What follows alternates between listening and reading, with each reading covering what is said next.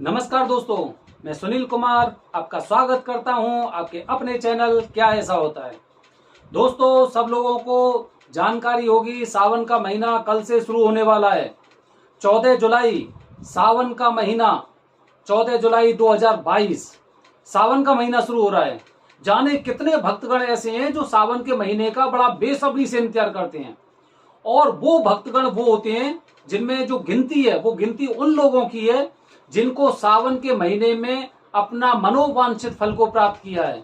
कुछ ऐसे भी लोग हैं जिन्होंने ऐसे लोगों को देखा है कि भाई इसकी इच्छा पूरी हुई थी, सावन के महीने में इसने इस तरह से जो पूजा की थी, जो नियम बनाया था उसके अनुसार ये चला था पूरे सावन के महीने में, उसके अनुसार इसने अपने मनोवांछित फल को पाया था।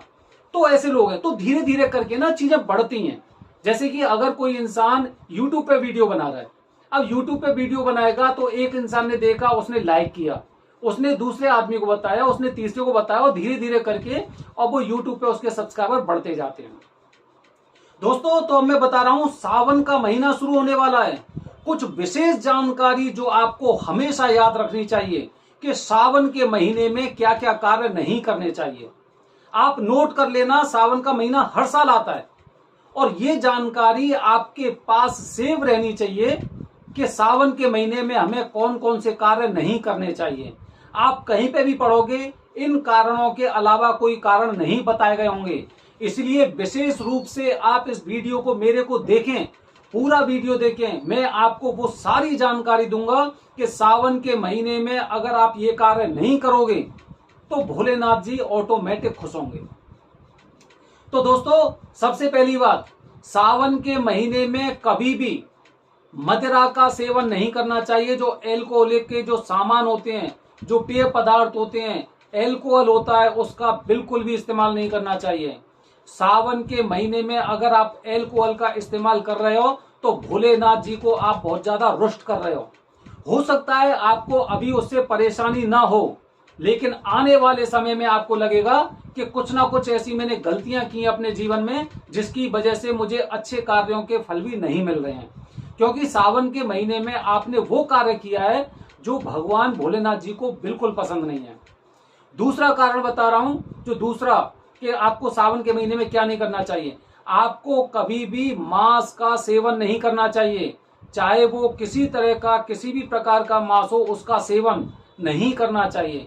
काफी डॉक्टर्स, काफी लोग हिंदुस्तान में जो बुद्धिजीवी हैं वो ये भी बताते हैं कि अंडा है, अंडा भाई वो मांस में नहीं आता है, वो नॉनवेज में नहीं आता है।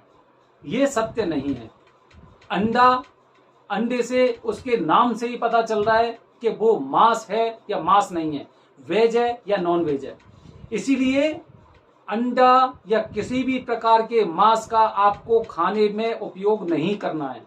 अगर किसी आसपास आपके घर परिवार के पड़ोस में या कहीं पे भी ऐसा बन रहा है तो आपको प्रयास करना चाहिए कि उसकी जो खुशबू निकलती है, जो उसमें से जो बदबू टाइप की निकलती है, या फिर कुछ भी जो उसकी स्मेल होती है, वो आपकी नाक में भी नहीं घुसनी चाहिए। क्योंकि अगर कहीं पे जुर्म हो रहा है और आप उसे देख रहे हो तो आप भी उसके भागी हो जाते हो। अगला बता रहा हूं, अगला याद रखना आपको, लहसुन प्याज का इस्तेमाल आपको नहीं करना है। लहसुन प्याज तामसिक प्रवृत्ति का खाना होता है और इसे खाने से अपने अंदर तामसिक प्रवृत्ति जागृत होती है और जिससे हम अपनी पूजा में, पाठ में पूरी तरह से मन नहीं लगा सकते। तामसिक प्रवृत्ति का जो खाना लोग खाते हैं उससे उनका मन जो चलायमान होता है, बहुत ज्यादा एग्रेसिव हो जाते हैं, बातों बातों में गुस्सा आ जाती है उन लोगों को और वो गलत काम के लिए पूरी तरह से तैयार हो जाते हैं।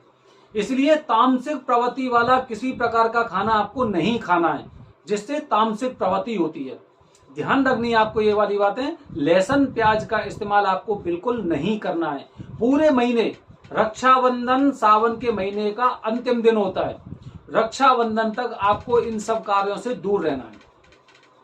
अगला बता रहा हूं, अगला वो कारण बता रहा हूं, याद रखना आप, सावन के महीने में आपको दूध भी नहीं पीना है।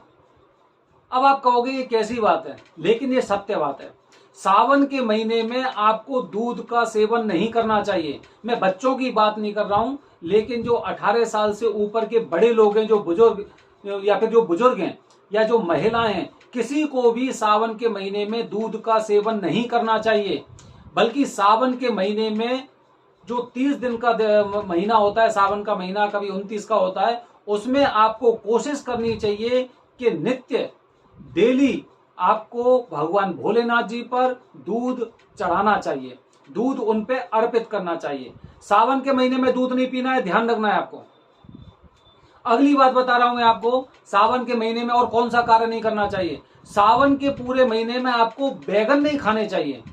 बैगन बिल्कुल आपको त्याग देने चाहिए, क्योंकि ये इसका सेवन करने से इसमें भी थोड़ी सी तामसिक प्रवृत्ति होती है और ये भोलेनाथ जी को बिल्कुल प्रिय फल नहीं लगता है। सावन के महीने में बैगन का इस्तेमाल बिल्कुल नहीं करना चाहिए, उसका सेवन नहीं करना चाहिए।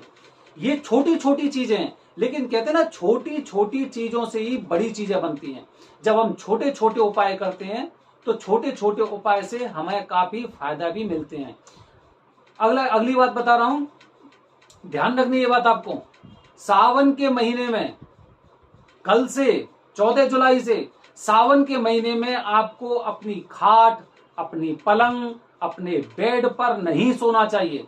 आपको कोशिश करनी चाहिए कि सावन के महीने में आप जमीन पर सोएं।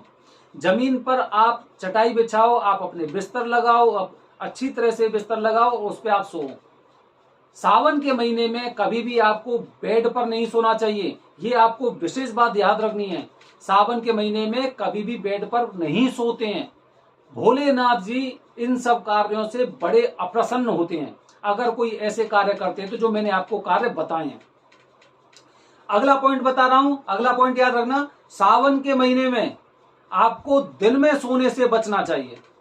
सावन के महीने में जो इंसान दिन में सोता है उस पे भोलेनाथ जी कभी भी प्रसन्न नहीं हो सकते। कुछ लोगों की आदत होती है कि खाना खाने के बाद जब वो लंच कर लेते हैं या फिर जैसे संडे का दिन होता है, घर पर रहते हैं, तो वो दिन में सो जाते हैं। आपको ऐसा कार्य नहीं करना है। 1 महीना 30 दिन आपको इन कार्यों का पालन करना है जो मैंने आपको कार्य बताए हैं। और आप देखना कि बिना पूजा के, बिना कोई ऐसा कार्य किए और आपको अच्छे परिणाम अवश्य मिलने लगेंगे। ये मैंने जो आपको जानकारी दी है, ये एक ऐसी जानकारी दी है जो आपको एक जगह किसी भी चैनल पर, किसी भी न्यूज़पेपर में नहीं मिलेगी। सावन के महीने में इन सभी बातों का आपको ख्याल रखना चाहिए। छोटी छोटी बातें हैं और छोटी छोटी बातों से हमें बड़े बड़े अच्छे अच्छे परिणाम मिलते हैं, अच्छे फल मिलते हैं। तो दोस्तों, मैंने अपने वीडियो के माध्यम से बताया है कि सावन के महीने में आपको ये कार्य नहीं करने चाहिए।